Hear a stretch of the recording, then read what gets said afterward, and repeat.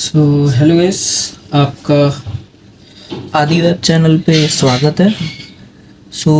अपना आज का जो टॉपिक है वो कुछ ऐसा है कि हम स्टार्ट कर रहे हैं जावास्क्रिप्ट की सीरीज़, जिसके अंदर हम कंप्लीट जावास्क्रिप्ट के बारे में बताने वाले हैं, जहां पर आप बिगिनर से प्रो बन सकते हो जावास्क्रिप्ट के अंदर।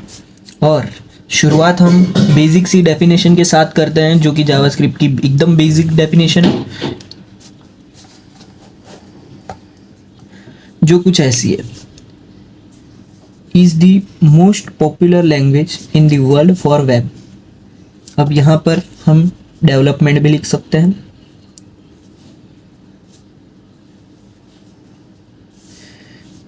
जैसे कि इसके कहने का अर्थ है, ये जो जावास्क्रिप्ट है ये दुनिया में सबसे मशहूर लैंग्वेज है। किसके लिए? वेब डेवलपमेंट के लिए। ये सिंपल सी लाइन है जो आपके समझ में आराम से आ चुकी होगी।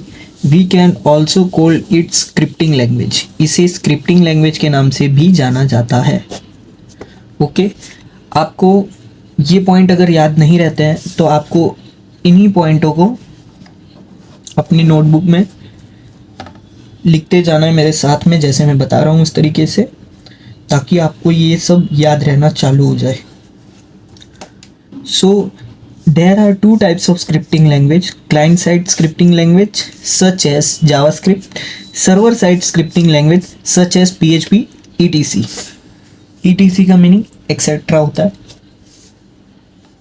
अब दो तरीके की स्क्रिप्टिंग लैंग्वेज होती है, जिसमें क्लाइंट साइड स्क्रिप्टिंग लैंग्वेज होती है जिसे हम जावास्क्रिप्ट कहते हैं, और एक सर्वर साइड स्क्रिप्टिंग लैंग्वेज होती है जिसे हम PHP.NET, जैसे MySQL हो गया, .NET हो गया, ये सारी लैंग्वेजेस को हम स्क्रिप्टिंग लैंग्वेज भी कहते हैं।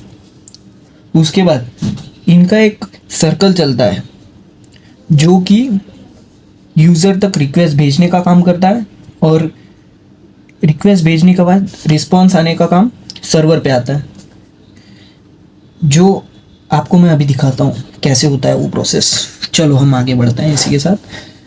अब हमें जो है यहाँ पे आना है, ये वाले टॉपिक पे आते ही हमें थोड़ी और जानकारी जावास्क्रिप्ट के बारे में पता चल जाएगी, जो कि कुछ ऐसी है। देखिए, थोड़ा सा कैमरा एंगल चेंज कर लेता हूँ ताकि आपको इजी रहे। Client side scripting language, how it's perform. Client side scripting language जो रहती है वो वर्क कैसे करती है वो आपको पता चली। जैसे कि एक क्लाइंट है, समझ के चलिए आपने कोई भी एक वेबसाइट बनाई जिसके ऊपर एक क्लाइंट आता है, वो क्या करेगा? अपना आईडी पासवर्ड डालेगा। तो ये जहाँ पर वो यूज़र अपना आईडी पासवर्ड डालेगा, वो सीधा सर्वर के पास भेजेंगे।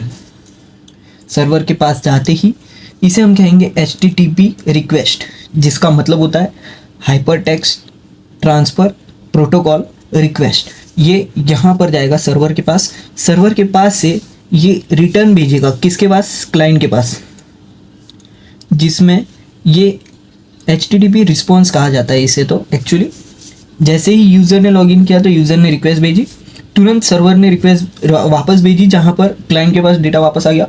क्लाइंट के पास डेटा वापस आने का मीनिंग ऐसा होता है कि क्लाइंट का डेटा जो है वो सेव हो चुका है सर्वर पर। यहाँ पर हम कुछ भी ले सकते हैं, जैसे वेब पेजेस हो गया, इमेजेस हो गए, जिसके अंदर ये सारा डेटा फिलअप हो जाता है। सर्वर में बहुत सारी चीज़ें आ जाती है, और क्लाइंट के बेसिस में इतनी सारी लैंग्वेजेस आती है, HTML, CSS, JavaScript, other languages जो भी आप जानते होंगे मार्केट में जो भी चल रही है। उसके बाद